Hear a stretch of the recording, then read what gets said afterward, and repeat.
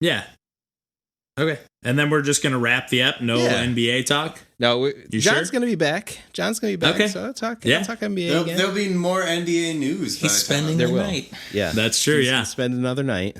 Yeah. Another slumber party. Pursuing pajama parties. Boom.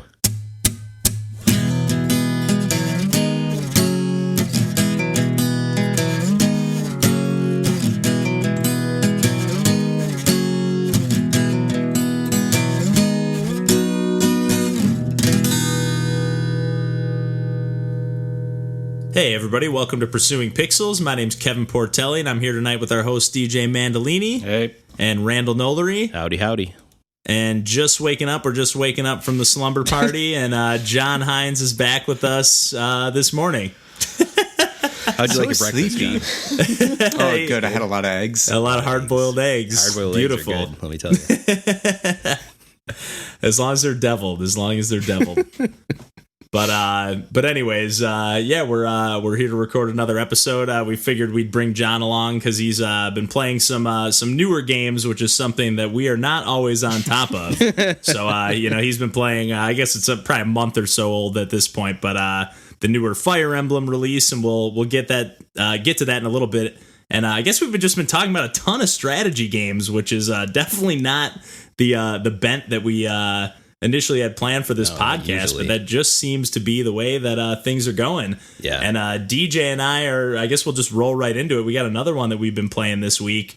Although strategy is a relatively light label to slap on this, I would say. Kevin. In some capacities. Well, we'll get into it. But the game's called Kingdom, and particularly we're playing Kingdom New Lands. If I'm not mistaken, the original game was called Kingdom. They came out with sort of an expansion pack sequel-ish thing of sorts, which is Kingdom New Lands.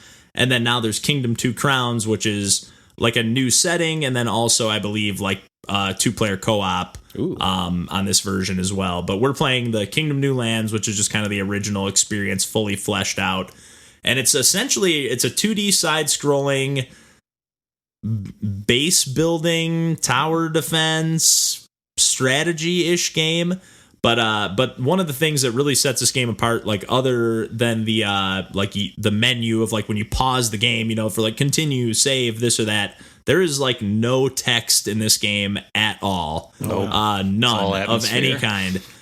So when you game, then Exactly. skip those cutscenes because we don't have any.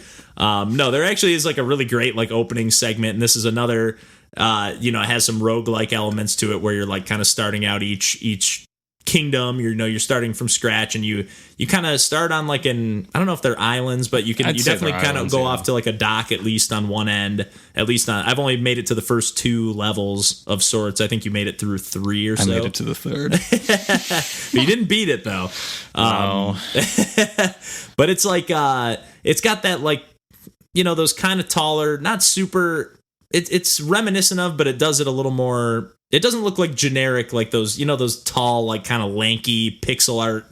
It looks like another world, kind of a little bit, but it's done in a unique enough style. To me, this game really, even though it is it has a generic style, but it's done with so much care and so much craft. To me, at least, everything is just very well detailed. It's not detailed where it shouldn't be. It's extra detailed where it should be.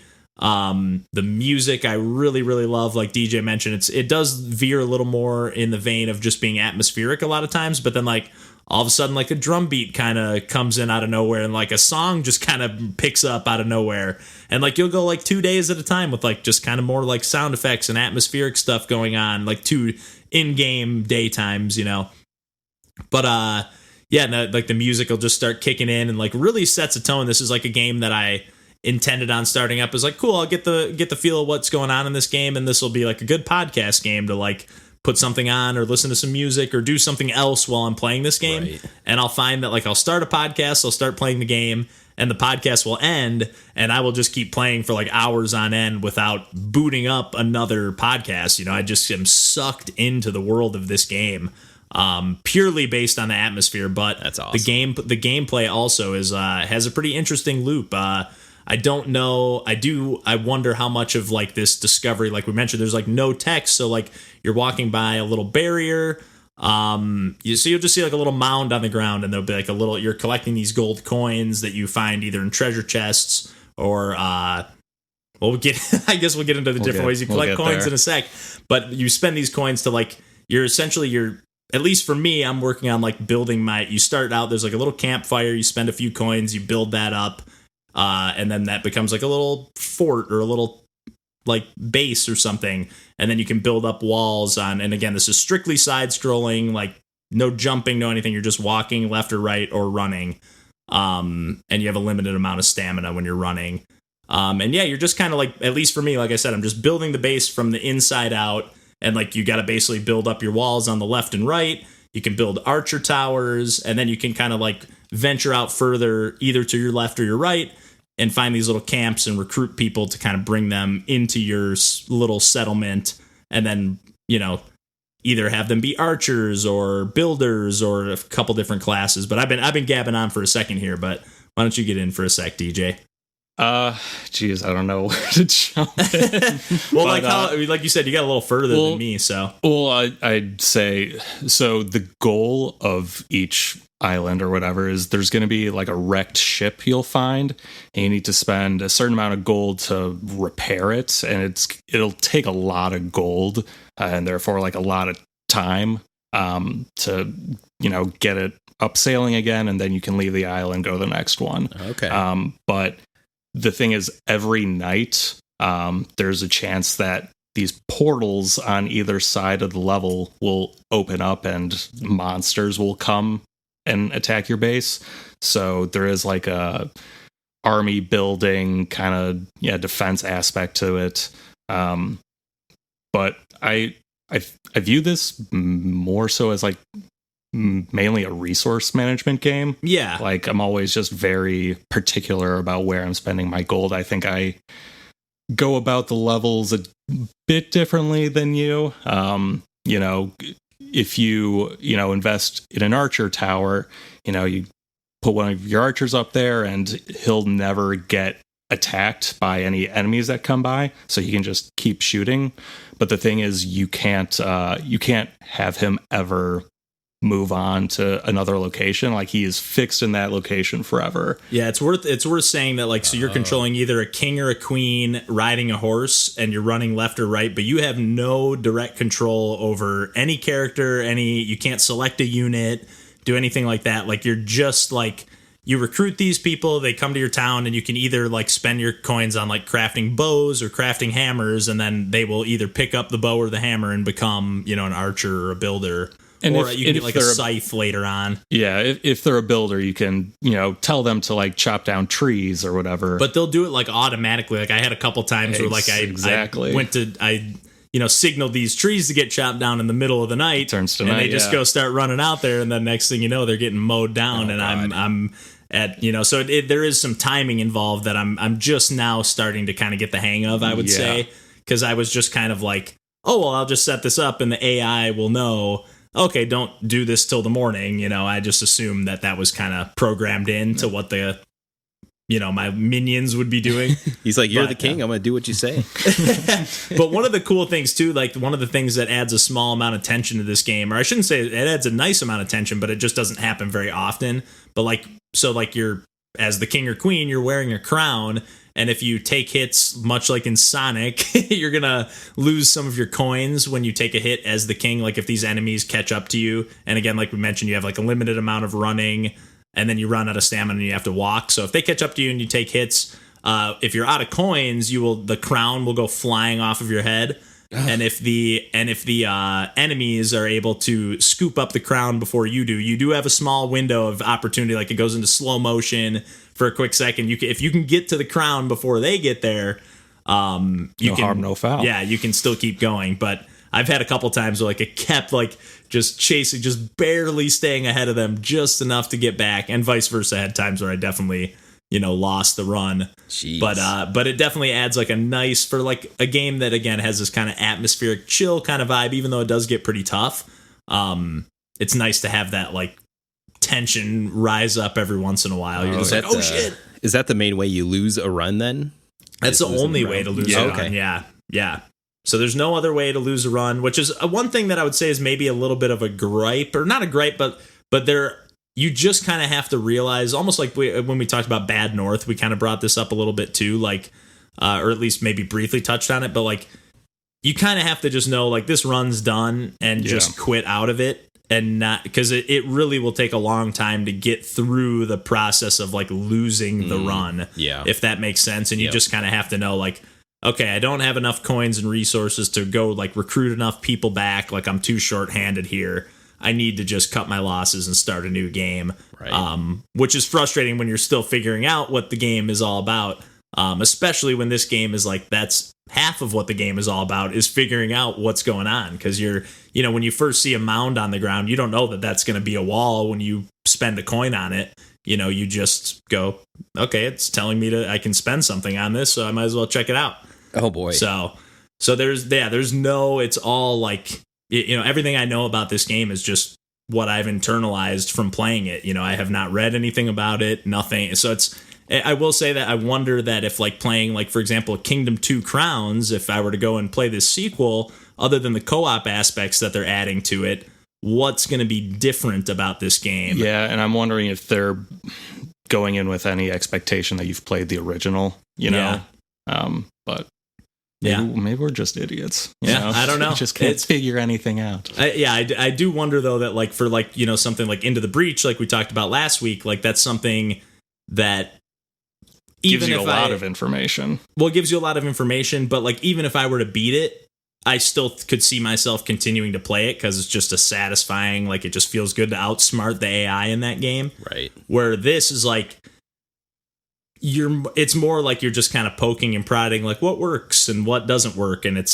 even though like you and I clearly have like slightly different strategies, it's still, I don't know. It's kind of, well, you also won't get like a strategy that works all the time, because you might get some sort of layout of the island that just doesn't work well with that. Like sometimes you don't have the ability to do farming until like you expand way further than your starting point, and that can really hamper your economy as you're trying to expand. And I don't know, it's there is a decent amount of randomness, I feel, to it. Or at least like I can't plan for this. Yeah, you definitely can't. Roguelike to some degree. Yeah. And it definitely, and there's no, to the best of my knowledge, again, there's no sense of progression of any kind. Like overall, you're not like each run collecting some kind of thing that you can then spend on, like, okay, next run I'm going to have this new buff, or it's like, this is just what the game is and that's it.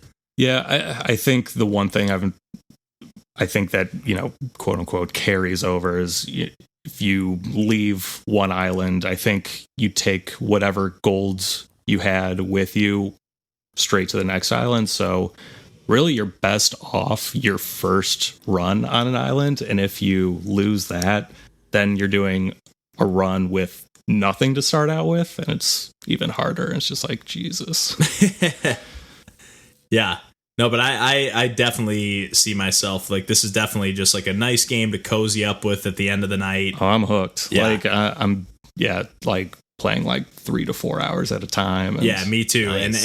And I would say another thing worth noting too is like the accessibility of the controls in this game. You can use the left joystick, you can use the right joystick, and there's only 2 buttons. You have either you have the button for running, and you have the button for either spending coins or dropping them to like recruit the different like townspeople or whatever. So you can literally use like any combination of, like, you can use the right stick and then the right button and ZR, or you can use LR and Z, or just any combination. Dang. Like I was just kind of laying on the couch. I was using the right joystick to move, and then I was using like the left trigger to run, but hitting the A button to action. And it's just like, it was just like I was just sloughing on the couch, just around the chair. Like one Joy-Con in one hand to play this game? For sure. That's sweet. Without question, yeah. Either Joy-Con. It could be the left Joy-Con that does not have... Well, I guess they all have the face buttons, I guess. But yeah, I was going to say it doesn't have like the A, B, X, Y, but But yeah, I mean, you could play it with just the joystick and the shoulder buttons. So you could not even use, I guess you would need a thumb for the joystick, but you don't need it for the face buttons. Right. So. That's sweet. Yeah. Yeah. So definitely worth, I found myself like, I don't know. It kept me playing longer because I wasn't like cramping up and like holding a controller in a certain way. I was just able to like, I'm getting kind of, I found myself just fluctuating to different control setups as I played just because.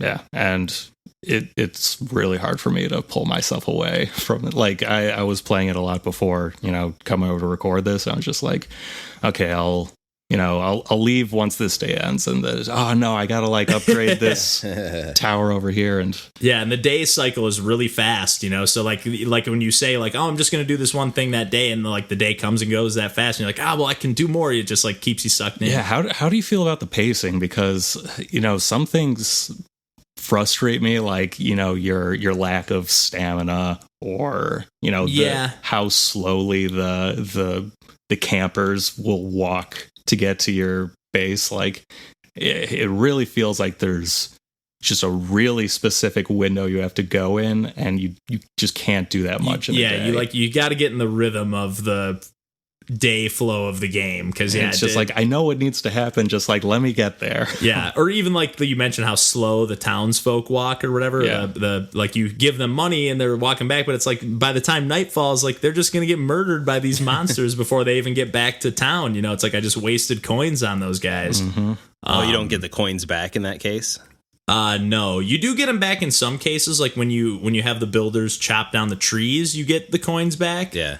For that, and I think we weren't sure about this, but you have to chop down the trees not only to clear the area, but you might also need to use it because once you activate that you're rebuilding the boat, you have to keep like spending 2 gold on it again and again and again, and it always like drops a piece of wood as you spend that 2 coins. Okay. So I just like assume that was like the wood that you're collecting. Maybe, but there's no UI. It's like there's nowhere saying like a little logo of wood with like times 40. You just have no idea how many you have of anything. Yeah, which because they never show you any sort of wood like as a resource in your inventory. I don't think that's the case, but hey, I don't know what the hell I'm talking about. Yeah, so. Maybe if you didn't have enough wood, maybe like the icon for spending money. Maybe it wouldn't have enough room to like spend the money, like it wouldn't show you that you can spend those coins, but I don't know. Yeah, I don't feel like it ever refused me that option, but yeah, I don't know. Yeah, but either way, I don't presume to understand that's what's going on. I mean, that's sort of the point of this game, right? Is like that you are exploring what is going to happen when you do stuff, because it is like the second island, at least, or the second level, has a whole different like layout of stuff, like, or not layout of stuff, but you can like upgrade your walls like 1 tier higher than you could before. And I don't know if it did the same in the 3rd level or if it threw some new wrenches into the chain, but there's more stuff in the 3rd level. Okay. And I have interacted with it and I still don't understand it. But yeah, I mean, there's like these shrines on the first 2 islands, at least, that like they look like there's some kind of archer shrine. But I don't know if like I spend money on it and maybe it makes them more powerful. I don't really know, but yeah, I've noticed like the trail of the arrows looks a little different. I haven't ever seen them in action, because there are sometimes that shrine is so far off like, from your base. So like, yeah, I've never seen anyone like really shooting after that while I've had that take active. A look sometime. So, but yeah, if you're into strategy games and again, like if you're into just kind of like moody games, I would say like. If this is like even something that even remotely scratches your interest, because I would say there's a lot of strategy involved, but I would say I don't know. I think you could get into it even if you weren't into strategy games per se. Interesting. You got to be willing to get into like an obtuse game. It's like it's not going to tell you anything. So, I mean, you got to be willing to go in knowing that, I guess. Yeah. But. Well, and, because of the pacing, like, if a failed run it can cost you a lot of time, like a couple hours you won't get back. So, yeah. But most of these games are like that, like Bad North or Into the Breach, or most of these games, like, if you make a mistake, it's like, it's an hour and a half, 2 hours of time that down the drain. So, but I didn't really have any more to add to that, but I want to play when I get home. yeah, I'm probably going to play this evening let's make this a quick up. Well, I don't know. I was going to try to make a done transition. talking about it. We are done. Let's turn it over to John. Okay. So yeah, I've been playing Fire Emblem 3 Houses, the latest installment in the Fire Emblem series, Keeping us relevant as always, John. The first installment on a home console as opposed to a handheld. Not ever, right? No, but since the Wii. Oh yeah, that's true. The title. Wii one, yeah. Oh yeah, that's right. I forgot about that too. Which was a follow-up to the GameCube title. So yeah, it's been the first one since Echoes, I believe, was the last installment in the Fire Emblem series. Yes. For the 3DS, and it is a continuation on the Awakening model, which is a very relationship heavy model that they introduced, I believe, in the Game Boy Advance titles, and where there was a lot of, if your units were interacting a lot in close proximity in the actual battles that you were fighting, that they would gain relationship statuses, and that would progress, and they would become stronger through the amount of times that they would fight near each other. Oh yeah. And then that was expanded heavily in Awakening, which was kind of I believe when they first came out with Awakening, it was going to be the last Fire Emblem game that they were planning on releasing. Really? Because it was a kind of a struggling series at that point.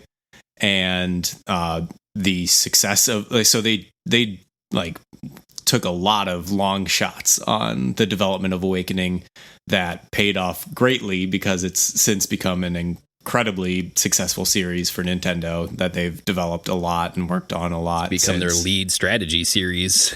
Absolutely. I don't even know what Advance Wars is anymore. Oh God. Do you think that has any, not to get us derailed, but do you think that has anything to do with Smash Brothers, like all those characters being in the Smash Brothers games, and we know who these people are now? Absolutely. Because I remember when Marth and Roy were included in Melee, like that was kind of just like a Sakurai, like he wanted to put them in. And everyone else, like I was like, who the hell are these guys, didn't even there, because there were no English voice actors, so like it was just the Japanese voice actors in Melee. Yeah. But yeah, so for 3 Houses, the setup of the story is that you are a teacher at a monastery that is teaching the future heads of 3 kingdoms who are currently at peace when you find them. There is the Blue Lions, the Black Eagles, and the Golden Deer households. And it is set up in kind of a Harry Potter way, where you're teaching a bunch of young kids, and there are these competing houses, and they all have different activities that they participate throughout the day. And the Fire Emblem core mechanic of the strategy battles happen basically once a month. Okay. And so for the first half of the game, you choose a house, you are the teacher of that house, and you are teaching the students of that house, and you can allocate different time to teaching them in a specific skill. Like, say, one student you can teach them that they will get better at their axe skill or their lance skill, and it's kind of a way that you can manage what would naturally happen through combat, which was a mechanic that was in all of the Fire Emblem games. The more you would use a weapon in a combat, you would gain higher skill in that. Now you've kind of abstracted that to in a teaching setting. And there are other activities as well that you can increase your teaching level and you increase your morale. There's a lot of, it seems complicated. I was going to say, how JRPG are we talking here? Like, are we stacking on the stats pretty heavily, or? There are a ton of mechanics, but the way that they introduce them is a very manageable way, because at the very beginning, you only have access to a few, and then as you gain more levels, you have more access to a greater variety of them. And so there is a time skip that happens in the game, which is the mark between the first half and the second half of the game. And this was included in all the promotional materials, like not time traveling, no, per se, but which is also a Fire Emblem mechanic that has been included in the past. Yes, but you're just moving ahead in time. Correct. Okay, yes, gotcha, it is. Gotcha. There is just a 5-year gap period that happens between part 1 and part 2. Okay, and part 1 is when you are in this very nice, like, oh, look at all of these, like, 3 kingdoms living together in peace, and then more peace. Yes, just an excessive amount of peace happens, and for the second, no more weapons. Yes.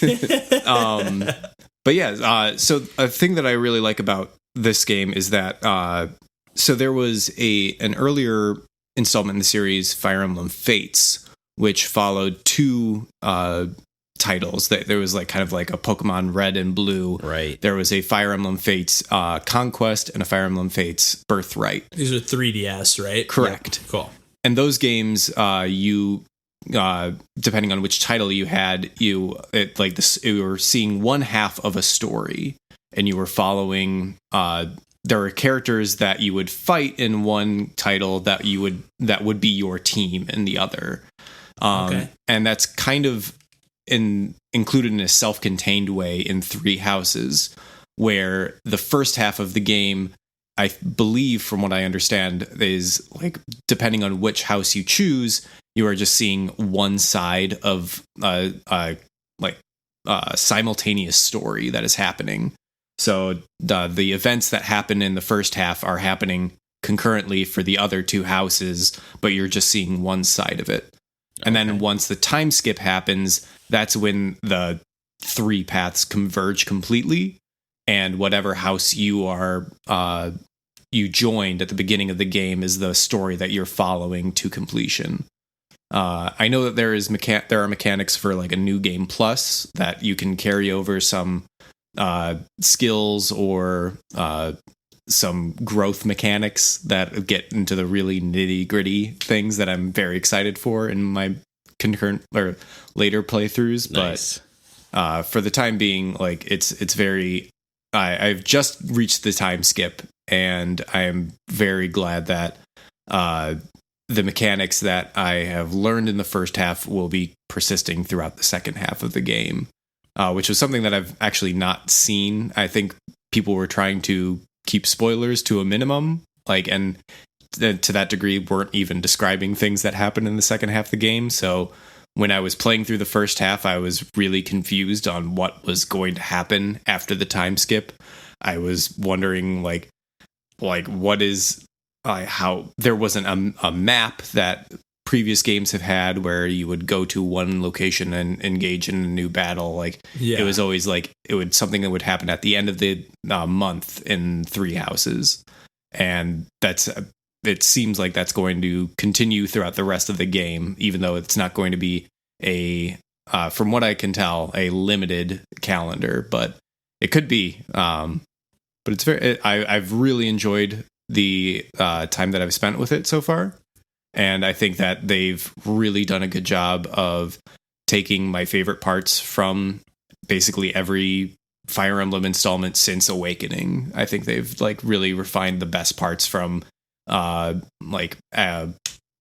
Fates and Echoes with the 3D, which was a little odd in Echoes, but I think they've really distilled it in a good way. Yeah, it looks pretty cool. I remember when they first started showing this game off, it looks a little sparse, I guess. I don't know, it just looks a little lacking in some of the design aspects, like the school when they were showing some cutscenes. This looks pretty barren.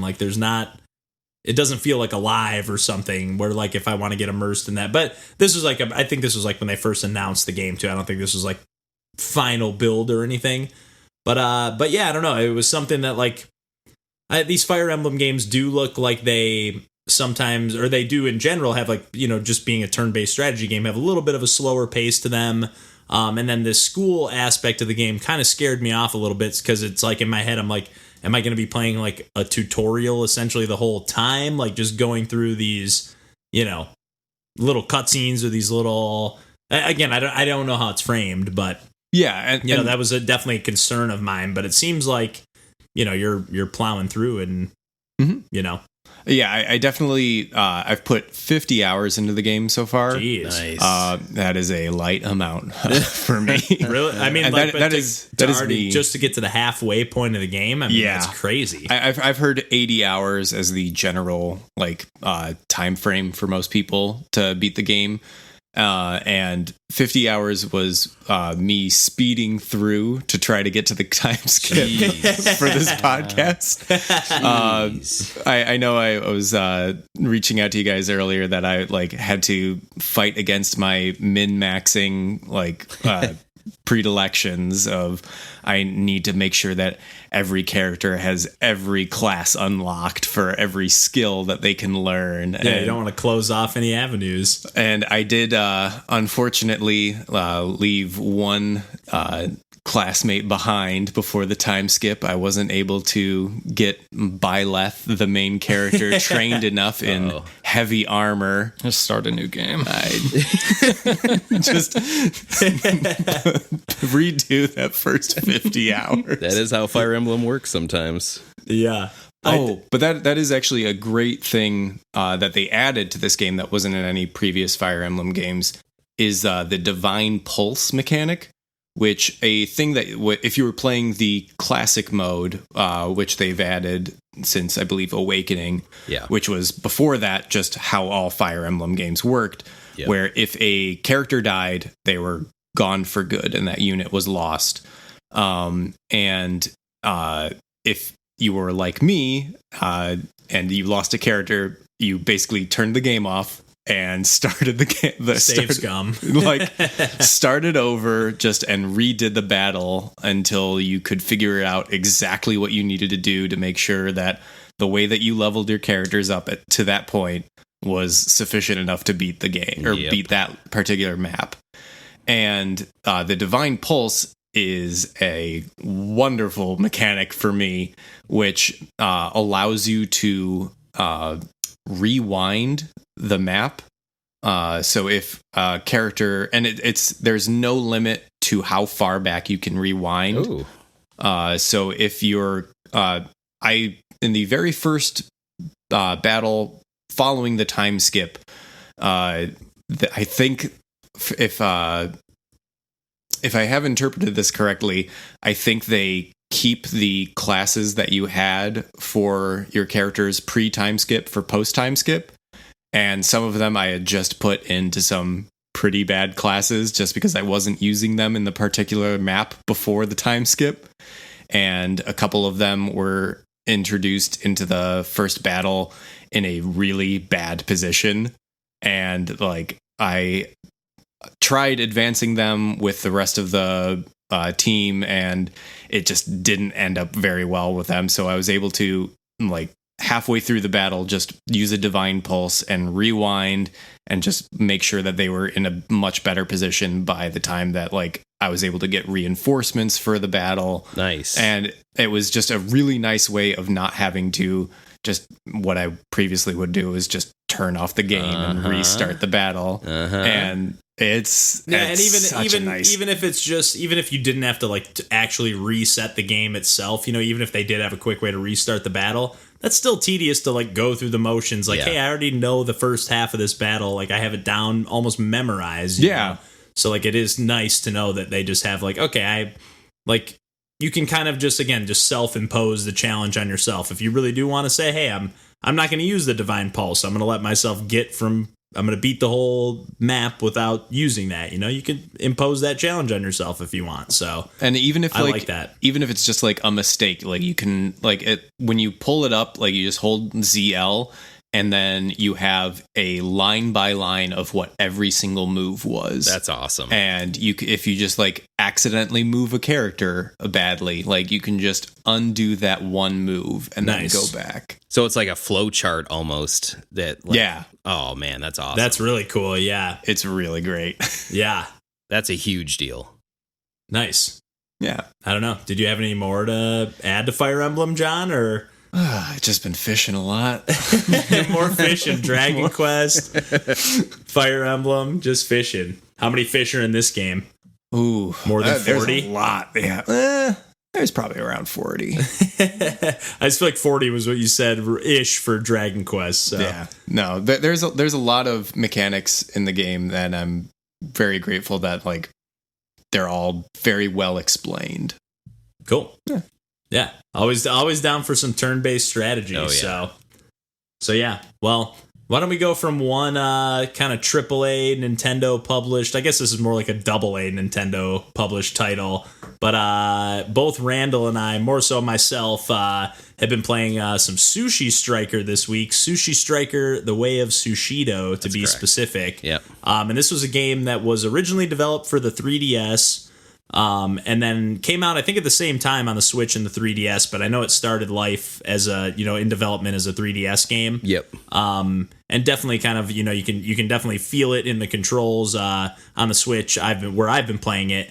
You can play it with I've been playing with the Pro Controller or the Joy-Cons, and you can just kind of use the joystick and the face buttons, but you definitely are kind of intended to play this game with touchscreen controls. Yeah, I was kind of curious to hear how you played it. Yeah, and I'm curious as well on your end, because I know you were playing on the 3DS, so I'm assuming you were whipping out the stylus.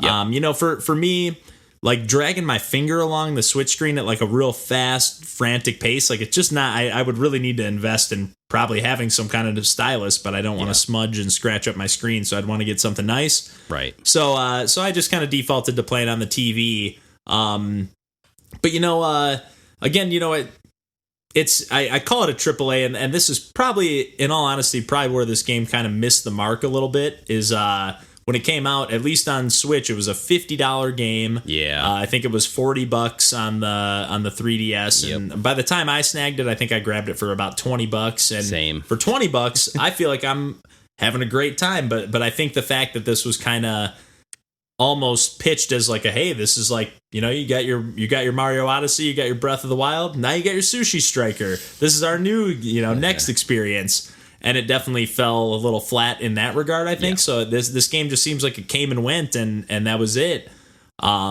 Which is kind of a shame, because I'm having a really good time, and the presentation, love it or hate it, but it's very I've brought this up before as well, but like a lot of these newer Nintendo games like Splatoon and even Smash Brothers a little bit have a very like Sega vibe to like the menus and the music and the just overall presentation, and I think that this game is yet another one of those. Yeah.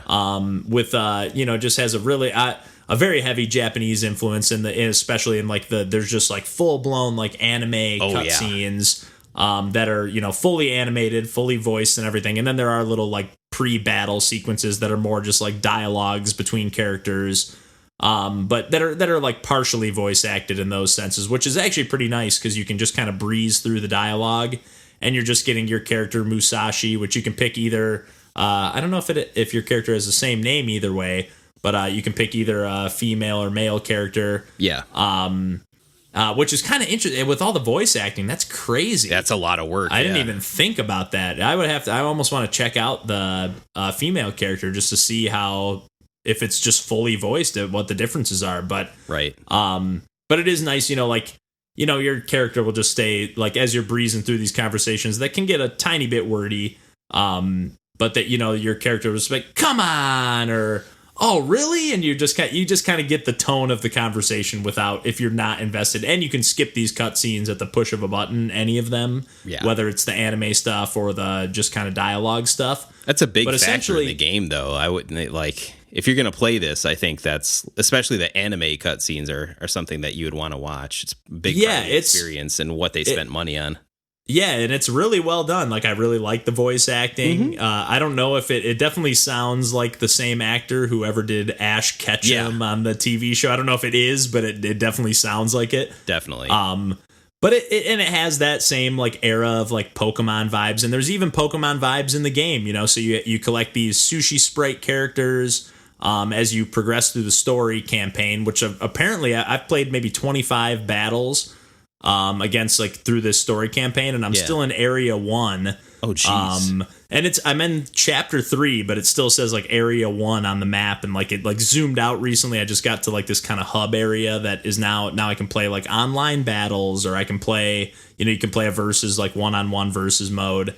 online, and you can do some other stuff. There is no cross-play, unfortunately, between Switch and 3DS. I was checking that out because I was like, maybe me and you can squeeze in a round or two. Right. But essentially, you got these 3 or 4 conveyor belts. There's 3 conveyor belts and then like a shared 4th conveyor belt lane that are like, essentially they're like these plates of sushi that are just zipping across, and they all have different colors, green, blue, red, and some of the colors are more powerful, some are less, and you're just kind of highlighting those and connecting them. Like you essentially, like once you either tap on one if you're playing touchscreen, I presume, or click on it with A once you highlight it with the cursor. Right. You're essentially trying to like drag and connect as many like adjacent, or sometimes I don't fully understand. You can like jump over lanes sometimes. Yeah. I don't fully grasp when that works and when it doesn't, because sometimes it seems like it does, sometimes it doesn't. Yeah. But still, you're just trying to rack up these combos and stack up. You're just eating sushi as fast as you can, stacking up the empty plates in front of you, and then throwing those plates at your enemy.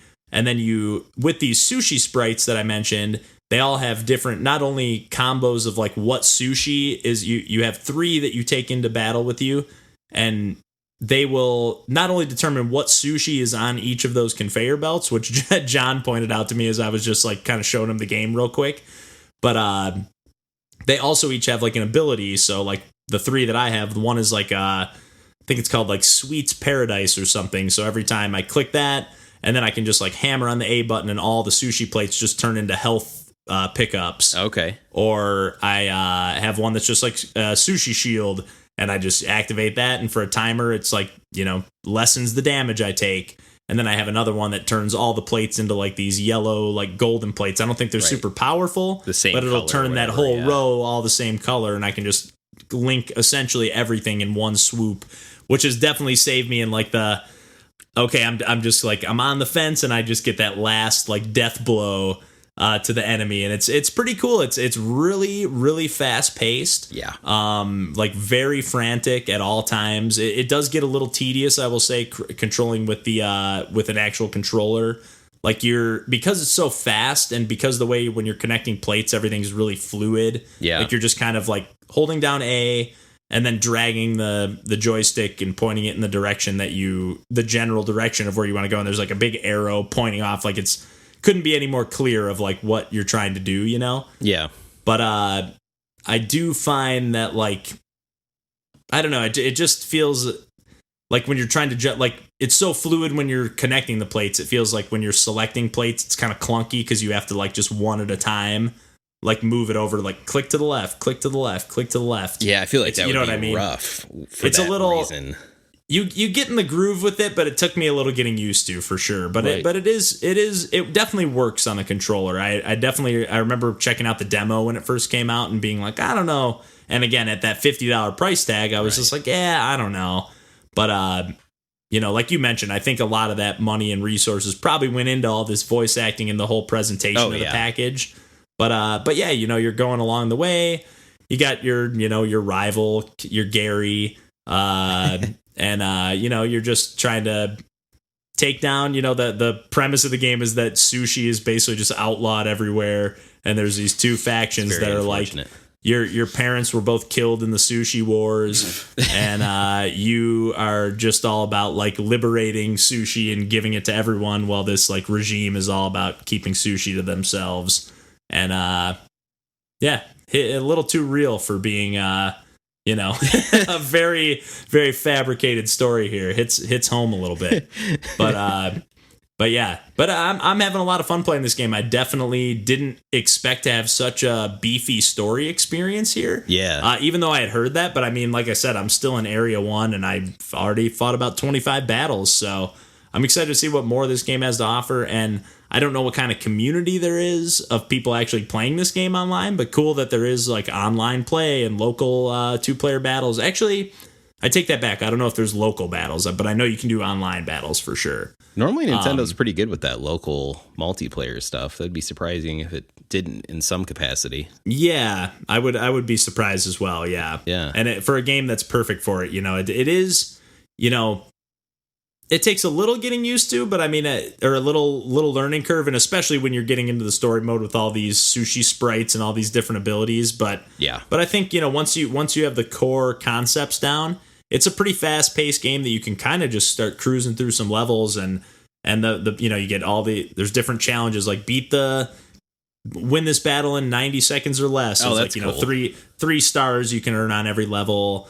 I've also got this like black belt token that I can activate that gives me half health, but 1.5 times the experience on everything. And you're leveling up. Your sushi sprites are leveling up. And yeah, getting new plates of sushi. You also, like, as you eat, once you eat enough of any given type of sushi, like once I've eaten enough salmon, then that salmon I can activate as my favorite sushi, which then gives me another ability power up. Like all these different kinds of buffs and power ups and stuff going on. So it really, you know, like I said, it does get a little tedious going through some of the cutscenes, even though I have been enjoying them, and it's just like a really bright, cheerful, fun game and world to be in. But it is nice to just be able to kind of breeze through those now that I know the mechanics and just start digging into just playing the puzzle battles, you know. Nice. So yeah, I would really be curious to play this with someone, like once I get good enough at it and play it with somebody else who's playing at a higher level. Not saying that I'm at any kind of high level by any means, but just in the sense of like, I'd be curious to even just watch other high level players play this game, I guess is what I'm getting at. Yeah, the things you just explained are much higher level mechanics than I think I've really seen so far in my very early time on the 3DS version. That has me very intrigued to play a bit more of it, because I think I'm still on the very early side of the learning curve of this game too. And just early on, it feels decent using the stylus on 3DS with the touchscreen. I was just gonna ask, yeah, that part feels pretty good. But the battles so far, and maybe it's just because I'm not used to what I'm seeing, but it feels a little bit mindless as far as like connecting some of the sushi stuff when you're like jumping over a certain conveyor track or whatever else. I can't quite figure out some of those things of how things are happening or how I'm able to connect things. But I think that's something that seems like you develop an eye for over time, and that stuff just kind of flows. And it's okay if it's a little bit mindless. I kind of don't mind that sometimes as a change of pace. Yeah, I would say it definitely leans more action than puzzler. You know, it feels like a fighting game more than it feels like a puzzle game. That's cool. You know, that's fine. But yeah, it definitely just something a little bit different. And you know, you're stacking these plates, and it feels really satisfying. Like even when you land like the killing blow on one of these, you don't kill them, but you know, when you knock them out or whatever, you land like the winning blow. Yeah, you know, you did like there goes my reputation, or just stupid stuff like that. But it just like, I don't know, it knows how hammy it is, and like just kind of goes all in on it. And I'm kind of along for the ride. It's very Saturday morning anime, that's for sure.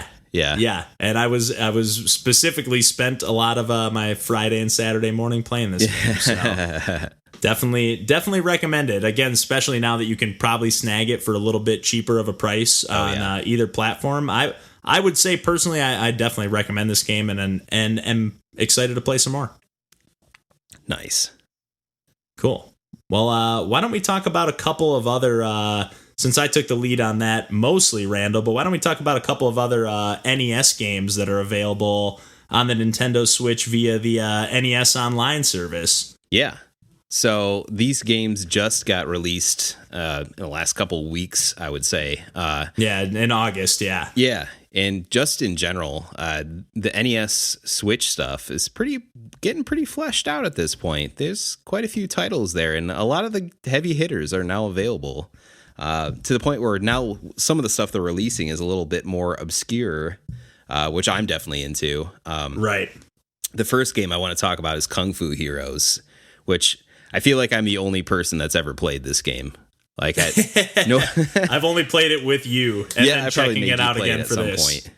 Yeah, it was probably another one of those games where like, we need to play something 2-player to see if we can beat it. What do we have left? Oh, we have this Kung Fu Heroes. I used to play this with my cousin when I was 6 or whatever. Let's see how far we can get.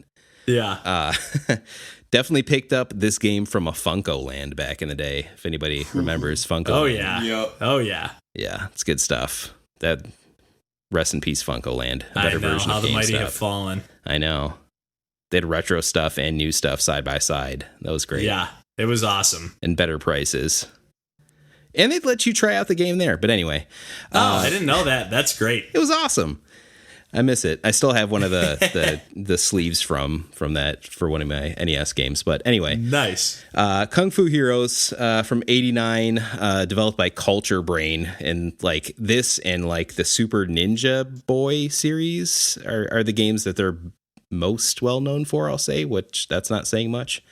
But it's kind of like a quasi top down, I don't know, like action game, but you still can scroll side to side, but it's a single screen. Each level's like a single screen where the main goal is to defeat enough enemies where the door up at the top opens up and makes kind of an abrasive noise over and over again until you get to the door and go inside and go to the next level and kind of rinse and repeat for the most part.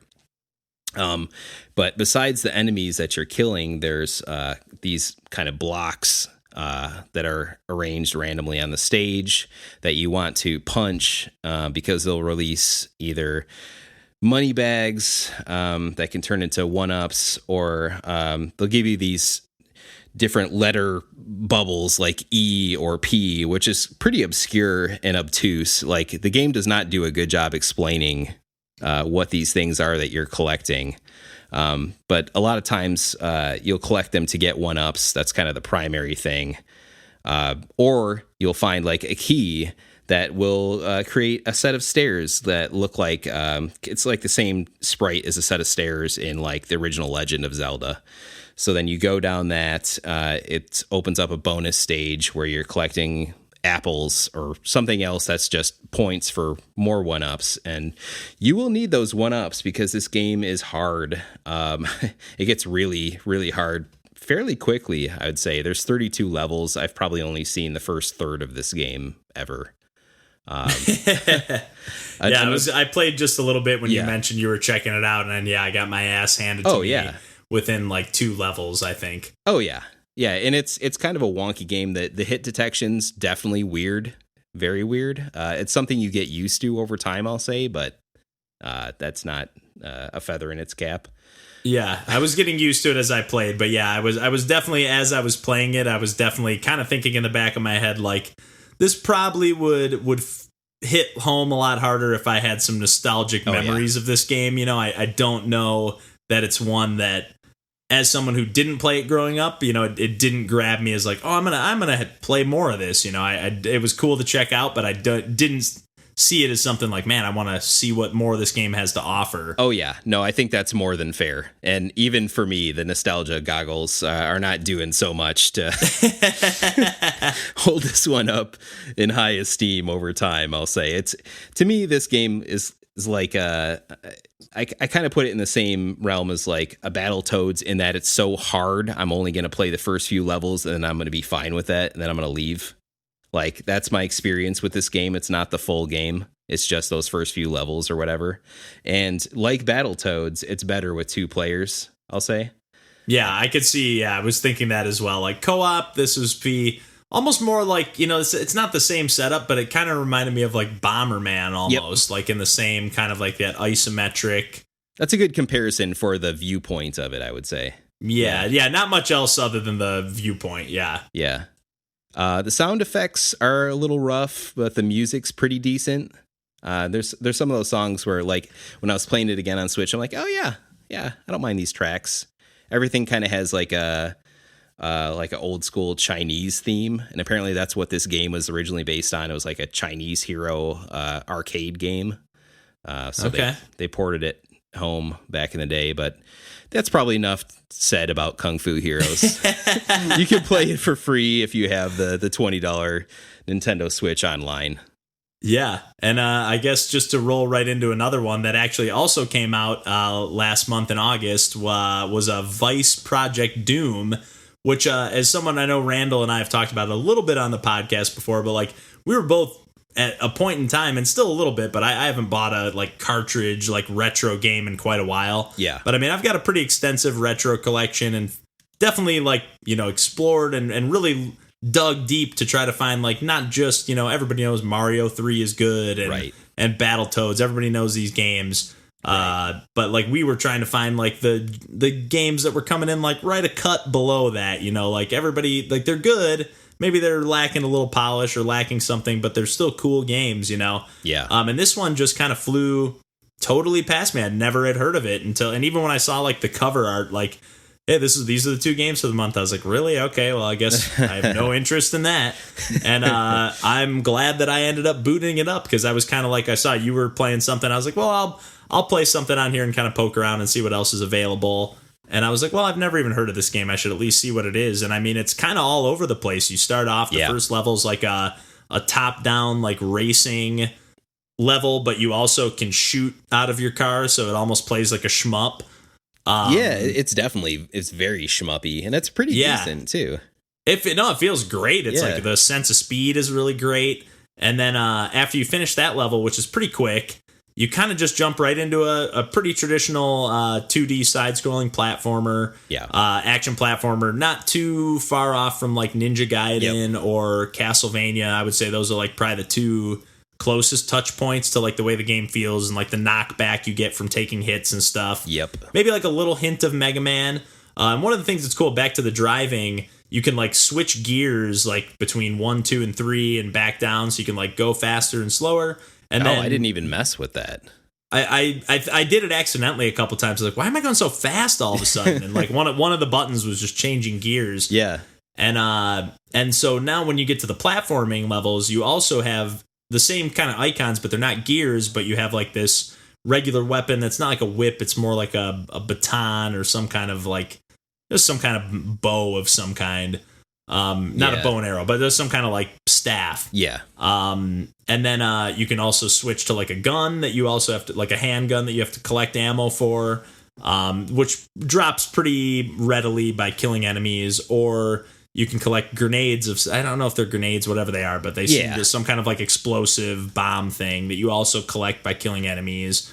And I'm on like the 5th or 6th level, and it definitely is veered more towards like most of the levels have been platforming from this point forward. Right. But I have had like one level that was like a gallery shooter, like more like Wild Guns or some of the stuff on like Super Scope or some of that like Super Nintendo stuff. Yeah.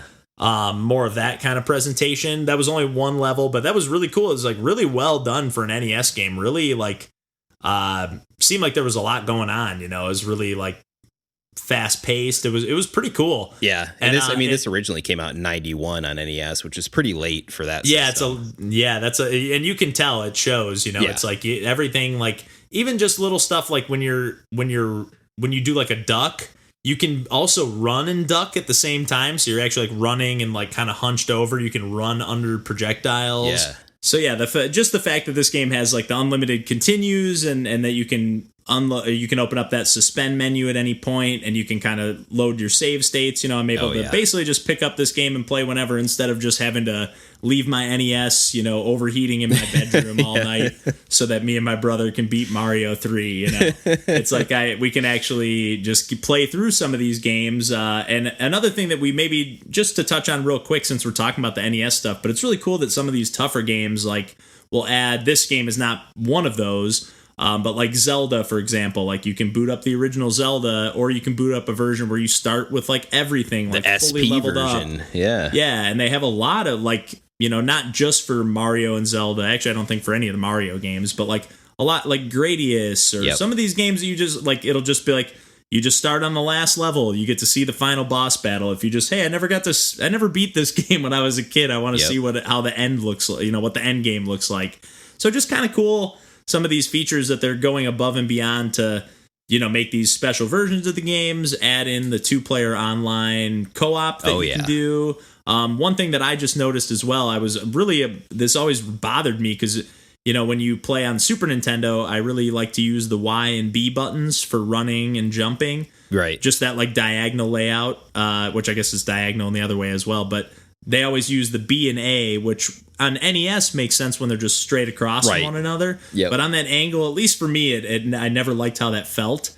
I know you like those dog bone NES controllers, DJ. I do. But it just never felt good to me. But you can use either A and B when you're playing these NES games, or A and X. So you can still use that same button layout just on 2 different buttons, but it immediately felt better to me playing all these games, and made a huge difference. I pretty much didn't touch these NES games because of that feature, unless it was something like Zelda that was like cut and dry, like you're either hitting A or you're hitting B, you're using an item or you're using your sword. But if it needed to be something where I was like finessing the buttons and stuff, I didn't play them. I couldn't play Mario, Right. And that really bummed me out. So now that I know I can, I'm excited to dig deeper into this library. There's stuff like Star Tropics and another just kind of underrated gem on the NES. So there's a ton of cool stuff on there, and they add, it seems like 2 games every month. So you should get around to playing that Star Tropics sequel, Zoda's Revenge. Oh, Is that on there already too? I don't think it is yet. But I do need to play that. You own it. I own it in cartridge form. Yeah, I need to play some Zoda. And DJ needs to get back to playing Metroid. Oh, geez, yeah. Oh, man. Although at this point, you'd probably rather play Zero Mission than the original NES one. No, he needs to play through all of them. No, I don't think so. We won't start throwing Metroid shade just yet, but maybe we'll bring John not while back. I'm on this podcast. I'll defend Metroid as well. Don't worry. No, I like Metroid too, but we'll bring John back. You like Metroid 2? Return of only Samus. Only Game Boy games. But yeah, I think we can pretty much leave it there this week. I know we're always a little bit Nintendo heavy, but we definitely leaned a little extra Nintendo heavy this week. We did. I played Kingdom New Lands on my PS4. Thank you very much. There you go. There we go. So hopefully we'll have a little more variety for y'all next week. But I think we'll leave it there, and we'll catch you next week. Thanks again for joining us for a second episode in a row, John. No problem. And we're always happy to have you. And I guess, until next time, we'll catch you next time. Bye-bye. Take care. Bye.